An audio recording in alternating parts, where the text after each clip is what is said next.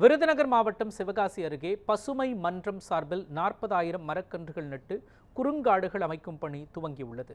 வேண்டுராயபுரம் பகுதியில் மாவட்ட நிர்வாகத்துடன் பசுமை மன்றத்தினர் ஒருங்கிணைந்து பழவம் குறுங்காடு அமைக்கும் திட்டத்திற்கான மரக்கன்றுகள் நடும் திருவிழா நடைபெற்றது. இந்த நிகழ்ச்சியில் 10 ஏக்கர் நிலத்தில் 210 வகையான 40,000 மரக்கன்றுகளை பல்வேறு அமைப்புகளிலிருந்து 1000க்கும் மேற்பட்ட தன்னார்வலர்கள் கலந்து கொண்டு நடவு செய்தனர். இதைத் தொடர்ந்து எதிர்கால பசுமை தமிழகத்தை உருவாக்குவோம் என உறுதிமொழி எடுத்து நடவு மற்றும் பராமரிப்பு பணிகளில் தொடர்ந்து ஈடுபடப் போவதாகவும் தெரிவித்துள்ளனர்.